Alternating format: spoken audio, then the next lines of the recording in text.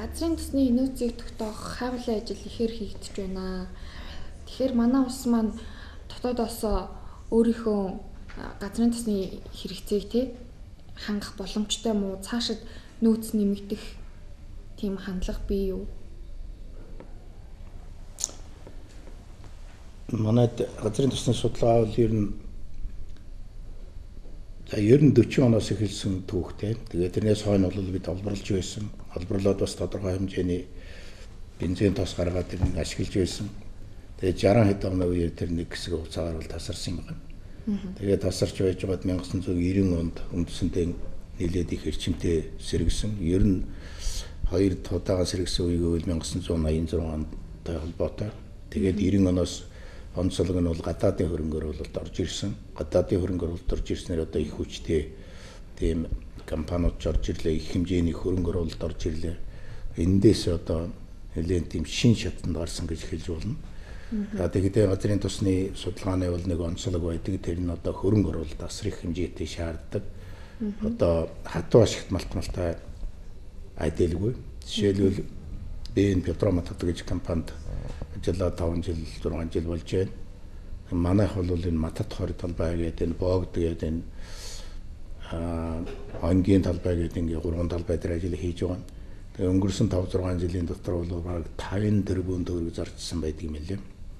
Тэгээ ийм 50 тэрбум төгрөг зараад одоо газрын тос үйлдвэрлэлийн ач холбогдолтой газрын тос одоогоор бол тогтоогдоогүй байна.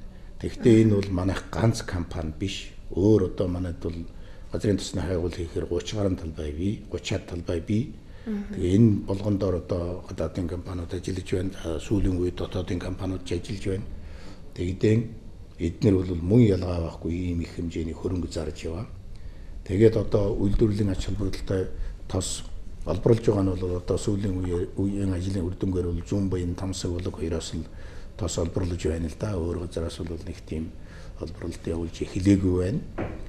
Тэгээ энэ нэгээр би юу хэлэх гээд байна гэвэл энэнийг одоо гэж нэг улсын төсвийн хөрөнгөөр юм уу ингээд хийгээд байхаар тийм ажил биш юм. Эрсдлихтэй тийм ажил. Нэгдүгээр тэр. Хоёрдугаарт ер нь манай улсад сүүлийн үед ялангуяа энэ газрын тосны асуудал бол маш их хурцаар тавигддаг боллоо.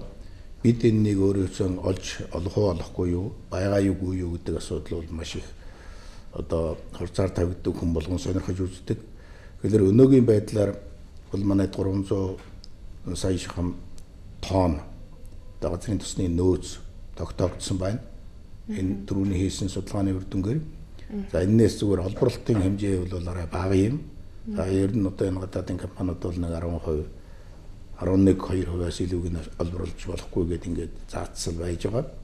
За энэ жилээр нь 10%-аар нь бодлооч гэсэн 30 сая тонн одоо олборлох нөөц байгаа гэсэн үг. За манай улсын жилийн дунд хэрэгцээ бол яг одоогийн байдлаар бол жилд 1 сая тонн байгаа. Ингээд үзэхэд бол одоо энийг нь зөв ашиглаж чадах юм бол наазах нь өнөөгийн байдлаар бол 30 жилийн нөөц байх жишээтэй. Ингээд ийм төр харагдаж байгаа юм.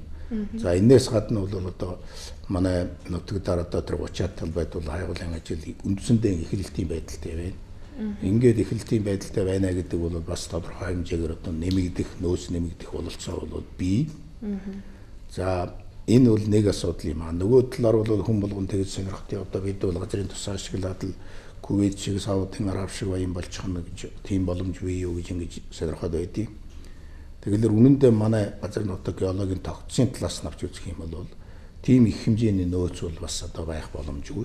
Хязгаарлагдмал тодорхой хэмжээгээр хязгаарлагдмал тэр нь бол одоо геолог хүмүүсийн хувьд бол тийм учраас ийм учраас одоо ингээд бол манай дээр бол их хэмжээний нөөц байхгүй юм байна гэсэн ийм одоо дүгнэлтэнд хүрсэн байдгийг. За тэгэхээр бид одоо ийм нөхцөлд яаж ажиллах ёстой вэ гэвэл хамгийн одоо төрийн бодлого зөв зохицож гадаадын хөрөнгө оруулалтыг дэмжинэ гэдэг нь юу хэрэгтэй вэ гэхээр одоо хууль эрх зүйн орчин тогтвортой хууль эрх зүйн орчин бол одоо гадаадын хөрөнгө оруулалтыг татахаар ийм байвал их зүгээр юм. Зүгээр заавал гадаад ингэж ярьдаг нь юу гэхээр эрсдлихтэй учраас би түрүү ярьсан одоо тэр 50-60 тэрбум төгрөг зараад одоо үйлдвэрлэлийн нөөц одоо олоогүй манайх компани гэхэд одоо иймэрхүү мэгтэй явж байна. Гэхдээ бидний бидэнд бол одоо прогноз баядаг. Тэр нь бол их нааштай үр дүнгууд бий. Тэгэхээр энэ их зардлыг дотоодын компани тэр болгон даахгүй. Төр засаг бол одоо өнөөгийн нөхцөл байдал тех тусмаа дэндүү хүндрэлтэй. Ийм учраас би гадаадын хөрөнгө оруулалт дэмжээсэй гэж ингэж боддог юм.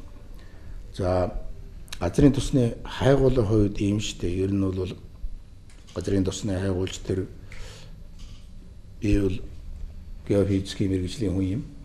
Тийм учраас одоо нэг онцлог зүйлийг хэлэхэд бол геофизикийн судалгаа гэдэг бол геологийн нэг салбар нь. За тэгээд хамгийн гол хэрэгтэй юм нь юу гэхээр газрын дор гүнд байгаа зүйлийг ямар ч ашигт малтмал ганц тосч биш, усч бай, ялгаа байхгүй.